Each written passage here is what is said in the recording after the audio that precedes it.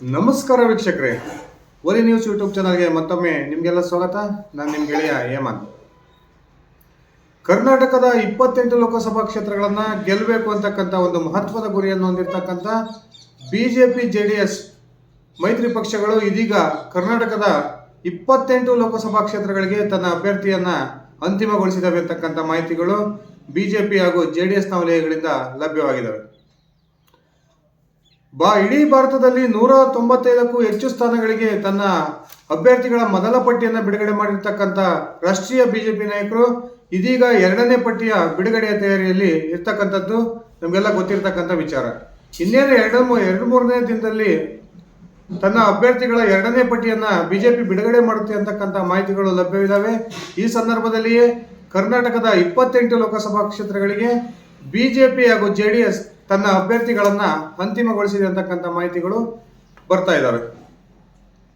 ಬನ್ನಿ ಸ್ನೇಹಿತರೆ, ಹಾಗಾದರೆ ಯಾವ್ಯಾವ ಕ್ಷೇತ್ರಕ್ಕೆ ಯಾವೆಲ್ಲ ಅಭ್ಯರ್ಥಿಗಳನ್ನು ಬಿಜೆಪಿ ಅಂತಿಮಗೊಳಿಸಿದೆ, ಜೆಡಿಎಸ್ಗೆ ಬಿಜೆಪಿ ಎಷ್ಟು ಸ್ಥಾನಗಳನ್ನು ಬಿಟ್ಕೊಟ್ಟಿದೆ ತಿಳ್ಕೊಂಡು ಬರೋಣ. ಅದಕ್ಕಿಂತ ಮುಂಚೆ ನೀವಿನ್ನು ನನ್ನ ಓಲಿ ನ್ಯೂಸ್ ಯೂಟ್ಯೂಬ್ ಚಾನಲ್ಗೆ ಸಬ್ಸ್ಕ್ರೈಬ್ ಮಾಡ್ಕೊಂಡಿಲ್ಲ ಅಂದರೆ ದಯವಿಟ್ಟು ಈಗಲೇ ಸಬ್ಸ್ಕ್ರೈಬ್ ಮಾಡಿಕೊಂಡು ಬೆಲ್ ಬಟನನ್ನು ಕ್ಲಿಕ್ ಮಾಡಿ. ನಾನು ಕೊಡೋ ಮಾಹಿತಿ ನಿಮ್ಗೆ ಇಷ್ಟ ಆಗಿದ್ದರೆ ಈ ಒಂದು ವಿಡಿಯೋಗೆ ಲೈಕ್ ಮಾಡಿ, ಶೇರ್ ಮಾಡಿ, ಕಮೆಂಟ್ ಮಾಡಿ. ಹೌದು ವೀಕ್ಷಕರೇ, ಕರ್ನಾಟಕದ 28 ಲೋಕಸಭಾ ಕ್ಷೇತ್ರಗಳಿಗೆ ಬಿಜೆಪಿ ಹಾಗೂ ಜೆಡಿಎಸ್ ಜಂಟಿಯಾಗಿ 28 ಲೋಕಸಭಾ ಕ್ಷೇತ್ರಗಳ ಅಭ್ಯರ್ಥಿಗಳನ್ನು ಫೈನಲ್ಗೊಳಿಸಿದೆ ಅಂತಕ್ಕಂಥ ಮಾಹಿತಿಗಳು ಇದ್ದಾವೆ. ಜೆಡಿಎಸ್ಗೆ 3 ಸ್ಥಾನಗಳನ್ನು ಬಿಟ್ಕೊಟ್ಟಿರ್ತಕ್ಕಂಥ ಬಿಜೆಪಿ ಉಳಿದ 25 ಲೋಕಸಭಾ ಕ್ಷೇತ್ರಗಳಿಗೆ ತನ್ನ ಅಭ್ಯರ್ಥಿಗಳ 1, 2, 3, 4 ಹೆಸರುಗಳನ್ನು ಅಂತಿಮಗೊಳಿಸಿದೆ. ಕೆಲವೊಂದು ಕ್ಷೇತ್ರಗಳಿಗೆ 1 ಹೆಸರನ್ನು ಅಂತಿಮಗೊಳಿಸಿದರೆ, ಕೆಲವೊಂದು ಕ್ಷೇತ್ರಗಳಿಗೆ 2 ಹೆಸರುಗಳನ್ನು, ಹಾಗೆ ಅತ್ಯಂತ ಹೆಚ್ಚು ಕಾಂಪಿಟೇಷನ್ ಇರತಕ್ಕಂಥ ಕ್ಷೇತ್ರಗಳಿಗೆ 3-4 ಹೆಸರುಗಳನ್ನು ಅಂತಿಮಗೊಳಿಸಿದೆ ಅಂತಕ್ಕಂಥ ಒಂದು ಸುದ್ದಿ ಬರ್ತಾ ಇದೆ. ಹಾಗಾದರೆ ಒಂದೊಂದೇ ಕ್ಷೇತ್ರವಾರು ಯಾವೆಲ್ಲ ಅಭ್ಯರ್ಥಿಗಳನ್ನು ಬಿಜೆಪಿ ಜೆಡಿಎಸ್ ಅಂತಿಮಗೊಳಿಸಿದಾವೆ ಅಂತಕ್ಕಂಥ ಮಾಹಿತಿಯನ್ನು ನಾನೀಗ ನಿಮ್ಮ ಮುಂದೆ ಇಡ್ತಾ ಹೋಗ್ತಾ ಇದ್ದೀನಿ ಸ್ನೇಹಿತರೆ. ಒಂದೊಂದೇ ಕ್ಷೇತ್ರಗಳನ್ನ ತಿಳ್ಕೊತ ಹೋಗೋಣ. ಪ್ರಪ್ರಥಮವಾಗಿ ಜೆಡಿಎಸ್ನ ಭದ್ರಕೋಟೆ ಎಂದೇ ಬಿಂಬಿತವಾಗಿರ್ತಕ್ಕಂಥ ಹಾಸನ ಲೋಕಸಭಾ ಕ್ಷೇತ್ರಕ್ಕೆ ಕಳೆದ ಬಾರಿಯಂತೆ ಈ ಬಾರಿಯೂ ಕೂಡ ಪ್ರಜ್ವಲ್ ರೇವಣ್ಣ ಅವರಿಗೆ ಬಿಜೆಪಿ ಜೆಡಿಎಸ್ ಟಿಕೆಟ್ ಅನ್ನು ಅಂತಿಮಗೊಳಿಸಿದೆ ಅಂತಕ್ಕಂಥ ಮಾಹಿತಿಗಳು ಬರ್ತಾ ಇದ್ದಾವೆ. ಹಾಗೇನೆ ತುಮಕೂರು ಲೋಕಸಭಾ ಕ್ಷೇತ್ರಕ್ಕೆ ಏನು ಅತ್ಯಂತ ಹೆಚ್ಚು ಚರ್ಚೆ ಆಗ್ತಾ ಇತ್ತು, ಅಲ್ಲಿ ವಿ ಸೋಮಣ್ಣ ಅವರಿಗೆ ಬಿಜೆಪಿ ಟಿಕೆಟ್ ಕೊಡುತ್ತೆ ಅಥವಾ ಜೆ.ಸಿ. ಮಾಧುಸ್ವಾಮಿ ಅವರಿಗೆ ಟಿಕೆಟ್ ಅನ್ನು ಕೊಡುತ್ತೆ, ಹಾಗೆ ಸಿದ್ಧಗಂಗಾ ಮಠದ ವೈದ್ಯರಾಗಿರ್ತಕ್ಕಂಥ ಪರಮೇಶ್ ಅವರಿಗೆ ಟಿಕೆಟ್ ಅನ್ನು ಕೊಡುತ್ತೆ ಅಂತಕ್ಕಂಥ ಮಾಹಿತಿಗಳು ಚರ್ಚೆ ಆಗ್ತಾ ಇದ್ವು. ಇದೀಗ ಬಿಜೆಪಿ ತುಮಕೂರು ಲೋಕಸಭಾ ಕ್ಷೇತ್ರಕ್ಕೆ ವಿ ಸೋಮಣ್ಣ ಹಾಗೂ ಮಾಜಿ ಸಚಿವ ಜೆ.ಸಿ. ಮಾಧುಸ್ವಾಮಿ ಅವರ ಹೆಸರನ್ನು ಅಂತಿಮಗೊಳಿಸಿದೆ. ಹಾಗೆಯೇ ಚಿಕ್ಕಬಳ್ಳಾಪುರ ಕ್ಷೇತ್ರಕ್ಕೆ 3 ಹೆಸರುಗಳನ್ನು ಅಂತಿಮಗೊಳಿಸಿರ್ತಕ್ಕಂಥ ಬಿಜೆಪಿ ಈ ಒಂದು ಕ್ಷೇತ್ರಕ್ಕೆ ಮಾಜಿ ಸಚಿವ ಡಾಕ್ಟರ್ ಕೆ ಸುಧಾಕರ್, ಅದೇ ರೀತಿ ಮತ್ತೊಬ್ಬ ಮಾಜಿ ಸಚಿವ MTB ನಾಗರಾಜ್, ಹಾಗೆಯೇ ಯಲಹಂಕದ ಶಾಸಕ SR ವಿಶ್ವನಾಥ್ ಅವರ ಪುತ್ರ ಅಲೋಕ್ ವಿಶ್ವನಾಥ್ ಅವರ ಹೆಸರನ್ನು ಅಂತಿಮಗೊಳಿಸಿದೆ ಅಂತಕ್ಕಂಥ ಮಾತುಗಳು ಲಭ್ಯವಾಗ್ತಾ ಇದ್ದಾವೆ. ಅತ್ಯಂತ ಕುತೂಹಲವನ್ನು ಕೆರಳಿಸಿರ್ತಕ್ಕಂಥ ಕೋಲಾರ ಲೋಕಸಭಾ ಕ್ಷೇತ್ರವನ್ನು ಬಿಜೆಪಿ ಈ ಬಾರಿ ಜೆಡಿಎಸ್ಗೆ ಬಿಟ್ಟುಕೊಟ್ಟಿದ್ದು, ಇಲ್ಲಿ ಅತ್ಯಂತ ಅಚ್ಚರಕರ ರೀತಿಯಲ್ಲಿ ಒಂದು ಹೆಸರನ್ನು ಅಂತಿಮಗೊಳಿಸಿದೆ ಅಂತಕ್ಕಂಥ ಮಾಹಿತಿಗಳು ಬರ್ತಾ ಇದ್ದಾವೆ. ಬೆಂಗಳೂರಿನ ಮಾಜಿ ಶಾಸಕರಾಗಿರ್ತಕ್ಕಂಥ ಅಖಂಡ ಶ್ರೀನಿವಾಸ ಮೂರ್ತಿ ಅವರಿಗೆ ಕೋಲಾರದ ಲೋಕಸಭಾ ಕ್ಷೇತ್ರದ ಟಿಕೆಟ್ ಅನ್ನು ಜೆಡಿಎಸ್ ಅಂತಿಮಗೊಳಿಸಿದೆ ಅಂತಕ್ಕಂಥ ಮಾತುಗಳು ಕೇಳಿ ಬರ್ತಾ ಇದ್ದಾವೆ. ಅಖಂಡ ಶ್ರೀನಿವಾಸ ಮೂರ್ತಿ ಅವರು ಕಳೆದ ವಿಧಾನಸಭಾ ಚುನಾವಣೆಯಲ್ಲಿ ಸ್ಪರ್ಧೆ ಮಾಡಿ ಸೋಲನ್ನು ಕಂಡಿದ್ರು. ಇದೀಗ ಜೆಡಿಎಸ್ ಅವರಿಗೆ ಕೋಲಾರದಲ್ಲಿ ಮಣೆ ಹಾಕೋದ್ರ ಮೂಲಕ ಅಖಂಡ ಶ್ರೀನಿವಾಸ ಮೂರ್ತಿ ಅವರನ್ನು ಈ ಬಾರಿ ಲೋಕಸಭೆಗೆ ಕಳಿಸಬೇಕು ಅಂತಕ್ಕಂಥ ತೀರ್ಮಾನಕ್ಕೆ ಬಂದಂತೆ ಕಂಡು ಬರ್ತಾ ಇದೆ. ಹಾಗೇನೆ ಯಾವುದೇ ಒಂದು ಹೊಸ ಪ್ರಯೋಗಕ್ಕೆ ಕೈ ಹಾಕದಂತಹ ಬಿಜೆಪಿ ಬೆಂಗಳೂರು ಉತ್ತರ ಲೋಕಸಭಾ ಕ್ಷೇತ್ರಕ್ಕೆ ಮತ್ತೊಮ್ಮೆ ಮಾಜಿ ಮುಖ್ಯಮಂತ್ರಿ DV ಸದಾನಂದ ಗೌಡ ಅವರ ಒಂದೇ ಹೆಸರನ್ನು ಅಂತಿಮಗೊಳಿಸಿದೆ ಅಂತಕ್ಕಂಥ ಮಾಹಿತಿಗಳು ಲಭ್ಯವಾಗಿವೆ. ಅದೇ ರೀತಿ ಸತತವಾಗಿ ಗೆಲ್ತಾ ಬರ್ತಿರ್ತಕ್ಕಂಥ ಬೆಂಗಳೂರು ಕೇಂದ್ರ ಲೋಕಸಭಾ ಕ್ಷೇತ್ರಕ್ಕೆ ಮತ್ತೊಮ್ಮೆ PC ಮೋಹನ್ ಅವರಿಗೆ ಬಿಜೆಪಿ ಮಣೆಯನ್ನು ಹಾಕಿದೆ. ಹಾಗೆಯೇ ಬೆಂಗಳೂರು ದಕ್ಷಿಣ ಲೋಕಸಭಾ ಕ್ಷೇತ್ರಕ್ಕೆ ಬಿಜೆಪಿಯ ರಾಷ್ಟ್ರೀಯ ಯುವ ಮೋರ್ಚಾ ಅಧ್ಯಕ್ಷರಾಗಿರ್ತಕ್ಕಂಥ ತೇಜಸ್ವಿ ಸೂರ್ಯ ಅವರಿಗೆ ಬಿಜೆಪಿ ಮತ್ತೊಮ್ಮೆ ಮಣೆ ಹಾಕಿದೆ. ಹಾಗೆಯೇ ಬೆಂಗಳೂರು ಗ್ರಾಮಾಂತರ ಲೋಕಸಭಾ ಕ್ಷೇತ್ರಕ್ಕೆ ಏನು ಇತ್ತೀಚಿನ ದಿನಗಳಲ್ಲಿ ಅತ್ಯಂತ ಹೆಚ್ಚು ಚರ್ಚೆ ಆಗ್ತಾ ಇದೆ ಈ ಕ್ಷೇತ್ರ, ಡಾಕ್ಟರ್ ಮಂಜುನಾಥ್ ಅವರು ಒಂದು ಕ್ಷೇತ್ರದಿಂದ ಸ್ಪರ್ಧೆ ಮಾಡ್ತಾರೆ ಅಂತಕ್ಕಂಥ ಮಾತುಗಳು ಕೇಳಿ ಇದ್ದಾವೆ. ಹಾಗೆಯೇ ಯೋಗೇಶ್ವರ್ ಅವರು ಸ್ಪರ್ಧೆ ಮಾಡ್ತಾರೆ ಅಂತಕ್ಕಂಥ ಮಾತುಗಳು ಕೇಳಿ ಬರ್ತಾ ಇದ್ದಾವೆ. ಒಂದು ವೇಳೆ ಕೊನೆ ಕ್ಷಣದಲ್ಲಿ HD ಕುಮಾರಸ್ವಾಮಿ ಅವರಾದರೂ ಕೂಡ DK ಶಿವಕುಮಾರ್ ಅವರ ಎದುರಿಗೆ ಸ್ಪರ್ಧೆ ಮಾಡ್ಬೋದು ಅಂತಕ್ಕಂಥ ಮಾತುಗಳು ಚರ್ಚೆ ಆಗ್ತಿದ್ದಾವೆ. ಆದರೆ ಇದೀಗ ಬಿಜೆಪಿ ಬೆಂಗಳೂರು ಗ್ರಾಮಾಂತರ ಲೋಕಸಭಾ ಕ್ಷೇತ್ರಕ್ಕೆ ಡಾಕ್ಟರ್ CN ಮಂಜುನಾಥ್ ಅವರ ಹೆಸರಿನ ಜೊತೆಗೆ CP ಯೋಗೇಶ್ವರ್ ಅವರ ಹೆಸರನ್ನು ಕೂಡ ಅಂತಿಮಗೊಳಿಸಿದೆ. ಹಾಗೇನೆ JDSನ ವಿಚಾರದಲ್ಲಿ ಬಿಜೆಪಿ ಈ ಬಾರಿ JDS ಅನ್ನ ಮತ್ತೊಮ್ಮೆ ಬಿಜೆಪಿ ಮಂಡ್ಯ ಲೋಕಸಭಾ ಕ್ಷೇತ್ರವನ್ನ ಈ ಬಾರಿ JDSಗೆ ಬಿಟ್ಕೊಟ್ಟಿದೆ ಅಂತಕ್ಕಂಥ ಮಾತುಗಳು ಕೇಳಿ ಬರ್ತಾ ಇವೆ. JDSನ ಮಂಡ್ಯದ ವಿಚಾರದಲ್ಲಿ ಬಿಜೆಪಿ ಯಾವುದೇ ಒಂದು ಅಭ್ಯರ್ಥಿಯನ್ನ ಅಂತಿಮಗೊಳಿಸಿಲ್ಲ. ಈ ಒಂದು ಮಂಡ್ಯ ಲೋಕಸಭಾ ಕ್ಷೇತ್ರವನ್ನ JDSನ ಒಂದು ವಿವೇಚನೆಗೆ ಬಿಟ್ಟಿದೆ. ಇಲ್ಲಿ ಯಾರನ್ನಾದರೂ JDS ಅಭ್ಯರ್ಥಿಯನ್ನಾಗಿ ಮಾಡಬಹುದು ಅಂತಕ್ಕಂಥ ಮಾತನ್ನ ಬಿಜೆಪಿ ಹೇಳಿದೆ ಅಂತಕ್ಕಂಥ ಮಾತುಗಳು ಕೇಳಿ ಬರ್ತಾ ಇವೆ. ಅದೇ ರೀತಿ ಅತ್ಯಂತ ಆಶ್ಚರ್ಯಕರ ರೀತಿಯಲ್ಲಿ ಚಾಮರಾಜನಗರ ಲೋಕಸಭಾ ಕ್ಷೇತ್ರಕ್ಕೆ ಏನು ಈ ಬಾರಿ ವಿ ಶ್ರೀನಿವಾಸ್ ಪ್ರಸಾದ್ ಅವರು ರಾಜಕೀಯ ನಿವೃತ್ತಿಯನ್ನು ತೆಗೆದುಕೊಂಡಿದ್ದಾರೆ. ಅವರ ಬದಲಾಗಿ ಅವರ ಅಳಿಯ ಡಾಕ್ಟರ್ ಮೋಹನ್ ಅವರಿಗೆ ಬಿಜೆಪಿ ಮಣೆ ಹಾಕುತ್ತೆ ಅಂತಕ್ಕಂಥ ಮಾತುಗಳು ಕೇಳಿ ಬರ್ತಾ ಇದ್ದವು. ಆದರೆ ಇದೀಗ ಬಿಜೆಪಿ ಶ್ರೀನಿವಾಸ್ ಪ್ರಸಾದ್ ಅವರ ಮತ್ತೊಬ್ಬ ಅಳಿಯ ಮಾಜಿ ಶಾಸಕ ಹರ್ಷವರ್ಧನ್ ಅವರಿಗೆ ಮಣೆ ಹಾಕಿದೆ ಅಂತಕ್ಕಂಥ ಮಾತುಗಳು ಕೇಳಿ ಬರ್ತಾ ಇದ್ದಾವೆ. ಹರ್ಷವರ್ಧನ್ ಅವರ ಜೊತೆಗೆ ಕೊಳ್ಳೇಗಾಲದ ಮತ್ತೊಬ್ಬ ಮಾಜಿ ಶಾಸಕ N ಮಹೇಶ್ ಅವರ ಹೆಸರನ್ನು ಕೂಡ ಬಿಜೆಪಿ ಅಂತಿಮಗೊಳಿಸಿದೆ. ಅತಿ ಹೆಚ್ಚು ಒಳಗಾಗ್ತಿರ್ತಕ್ಕಂಥ ಮೈಸೂರು ಕೊಡಗು ಲೋಕಸಭಾ ಕ್ಷೇತ್ರಕ್ಕೆ ಪ್ರತಾಪ್ ಸಿಂಹ ಅವರ ಏಕೈಕ ಹೆಸರನ್ನ ಬಿಜೆಪಿ ಶಿಫಾರಸು ಮಾಡಿದೆ. ಹಾಗೆಯೇ ಏನು ಈ ಬಾರಿ ದಕ್ಷಿಣ ಕನ್ನಡದಲ್ಲಿ ನಳಿನ್ ಕುಮಾರ್ ಕಟೀಲ್ ಅವರ ಸ್ಪರ್ಧೆಗೆ ತೀವ್ರ ವಿರೋಧವಿದೆ. ಅರುಣ್ ಕುಮಾರ್ ಪುತ್ತಿಲ್ ಅವರಿಗೆ ಬಿಜೆಪಿ ಟಿಕೆಟ್ ಅನ್ನ ಕೊಡುತ್ತೆ ಅಥವಾ ವಾಗ್ಮಿಯಾಗಿರ್ತಕ್ಕಂಥ ಚಕ್ರವರ್ತಿ ಸೂಲಿಬೆಲೆ ಅವರನ್ನ ಬಿಜೆಪಿ ದಕ್ಷಿಣ ಕನ್ನಡ ಲೋಕಸಭಾ ಕ್ಷೇತ್ರದಿಂದ ಕಣಕ್ಕಿಳಿಸುತ್ತೆ ಅಂತಕ್ಕಂಥ ಮಾತುಗಳು ಕೇಳಿ ಬರ್ತಾ ಇದ್ವು. ಆದರೆ ಇದೀಗ ಬಿಜೆಪಿ ಮತ್ತೊಮ್ಮೆ ದಕ್ಷಿಣ ಕನ್ನಡ ಲೋಕಸಭಾ ಕ್ಷೇತ್ರಕ್ಕೆ ನಳಿನ್ ಕುಮಾರ್ ಕಟೀಲ್ ಅವರ ಏಕೈಕ ಹೆಸರನ್ನ ಶಿಫಾರಸು ಮಾಡಿದೆ ಅಂತಕ್ಕಂಥ ಮಾಹಿತಿಗಳು ಕೇಳಿ ಬರ್ತಾ ಇದ್ದಾವೆ. ಈ ಮೂಲಕ ಮತ್ತೊಮ್ಮೆ ನಳಿನ್ ಕುಮಾರ್ ಕಟೀಲ್ ಅವರ ಸ್ಪರ್ಧೆ ಖಚಿತ ಅಂತಕ್ಕಂಥ ಮಾಹಿತಿಗಳು ಕೂಡ ಲಭ್ಯವಾಗ್ತಿದೆ. ಅದೇ ರೀತಿ ಮತ್ತೊಬ್ಬ ಕೇಂದ್ರ ಸಚಿವೆ ಶೋಭಾ ಕರಂದ್ಲಾಜೆ ಅವರು ಪ್ರತಿನಿಧಿಸ್ತಾ ಇರತಕ್ಕಂಥ ಉಡುಪಿ ಚಿಕ್ಕಮಗಳೂರು ಲೋಕಸಭಾ ಕ್ಷೇತ್ರಕ್ಕೆ ಶೋಭಾ ಕರಂದ್ಲಾಜೆ ಅವರ ಹೆಸರಿನ ಜೊತೆಗೆ CT ರವಿ ಹಾಗೂ ಅತ್ಯಂತ ಆಶ್ಚರ್ಯಕರ ರೀತಿಯಲ್ಲಿ ಜೀವರಾಜ್ ಅವರ ಹೆಸರನ್ನು ಕೂಡ ಬಿಜೆಪಿ ಅಂತಿಮಗೊಳಿಸಿದೆ. ಇಲ್ಲಿ ಬಹುತೇಕ ಶೋಭಾ ಕರಂದ್ಲಾಜೆ ಅವರ ಸ್ಪರ್ಧೆಗೆ ಕಾರ್ಯಕರ್ತರು ಹಾಗೂ ಬಿಜೆಪಿ ನಾಯಕರು ತೀವ್ರ ವಿರೋಧವನ್ನು ವ್ಯಕ್ತಪಡಿಸ್ತಾ ಇರೋದ್ರಿಂದ ಈ ಕ್ಷೇತ್ರದ ಅಭ್ಯರ್ಥಿ ಬದಲಾಗಬಹುದು ಅಂತಕ್ಕಂಥ ಮಾತುಗಳು ಕೇಳಿ ಬರ್ತಾ ಇದ್ವು. ಆದರೆ ಇದೀಗ ಬಿಜೆಪಿಯ ರಾಜ್ಯ ಘಟಕ ಕೇಂದ್ರಕ್ಕೆ ಶೋಭಾ ಕರಂದ್ಲಾಜೆ ಹಾಗೆ CT ರವಿ ಮತ್ತೆ ಮಾಜಿ ಶಾಸಕ ಜೀವರಾಜ್ ಅವರ ಹೆಸರನ್ನ ಅಂತಿಮಗೊಳಿಸಿ ಪಟ್ಟಿಯನ್ನ ರವಾನಿಸಿದೆ. ಇತ್ತೀಚೆಗೆ ತೀವ್ರ ವಾಗ್ದಾಳಿಯನ್ನ ಸಿದ್ದರಾಮಯ್ಯನವರ ವಿರುದ್ಧ ನಡೆಸಿ ತೀವ್ರ ಮುಜುಗರಕ್ಕೆ ಒಳಗಾಗಿದ್ದಂತಹ ಉತ್ತರ ಕನ್ನಡ ಲೋಕಸಭಾ ಕ್ಷೇತ್ರದ ಹಾಲಿ ಸಂಸದ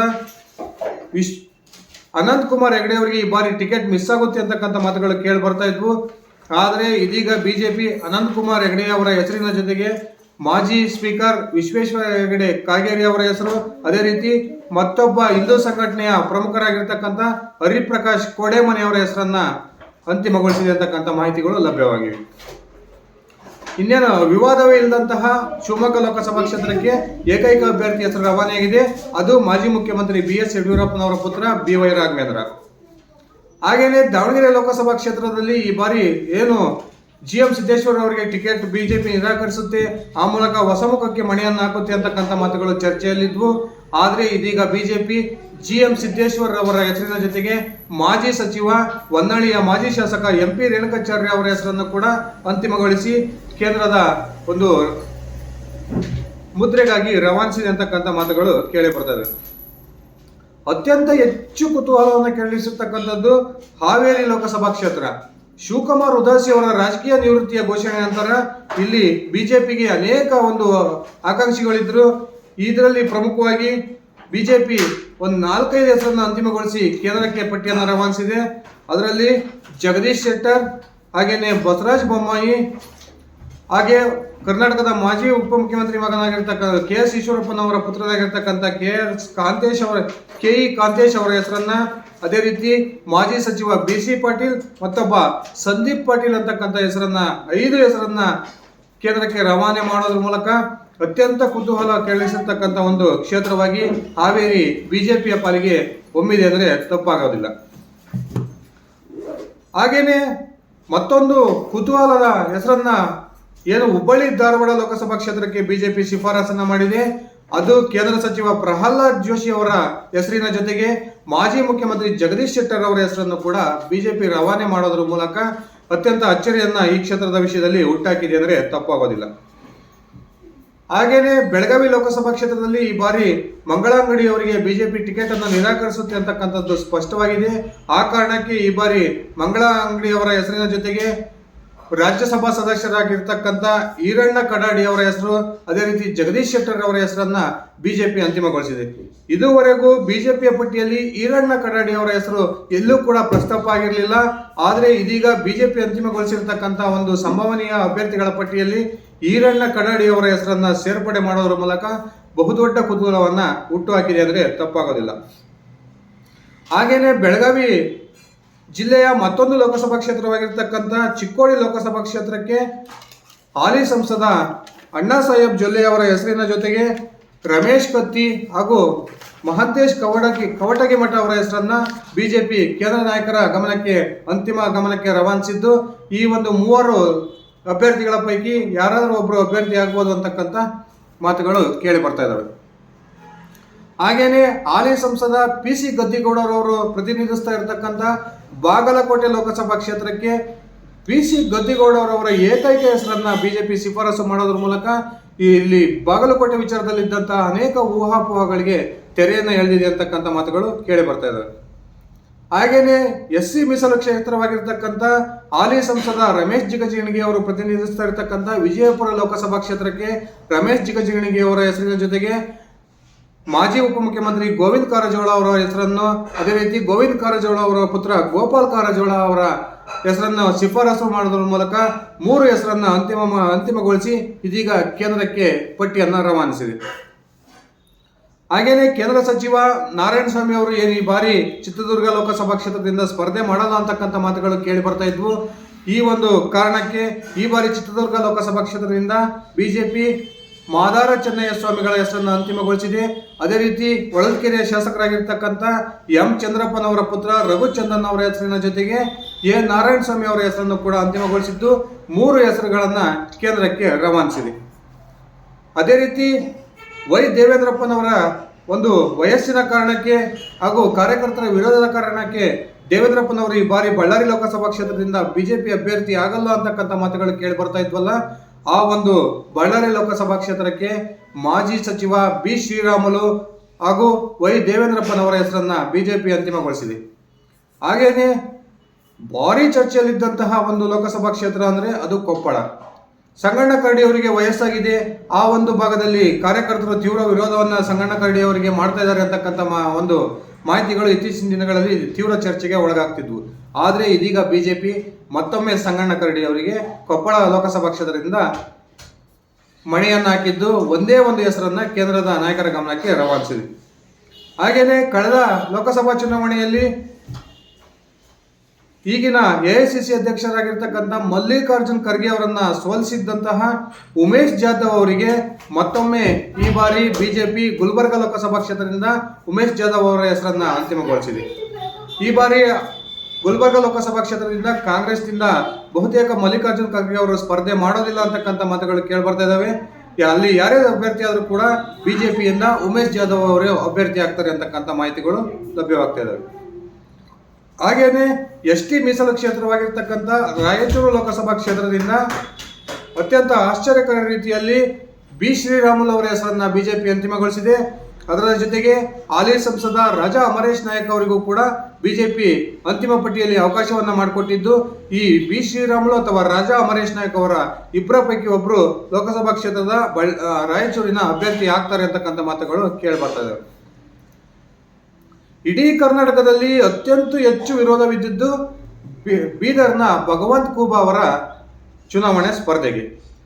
ಆ ಬೀದರ್ ಕ್ಷೇತ್ರ ವ್ಯಾಪ್ತಿಯಲ್ಲಿ ಬರ್ತಕ್ಕಂಥ ಪ್ರತಿಯೊಂದು ವಿಧಾನಸಭಾ ಕ್ಷೇತ್ರ ವ್ಯಾಪ್ತಿಯ ಬಿಜೆಪಿ ನಾಯಕರು, ಶಾಸಕರು ಹಾಗೂ ಪ್ರಮುಖ ಕಾರ್ಯಕರ್ತರು ಈ ಭಗವಂತ್ ಖೂಬಾ ಅವರಿಗೆ ಯಾವುದೇ ಕಾರಣಕ್ಕೂ ಕೂಡ ಈ ಬಾರಿ ಟಿಕೆಟ್ ಕೊಡಬಾರ್ದು ಅಂತಕ್ಕಂಥ ಆಗ್ರಹವನ್ನ ಮಾಡಿದರು.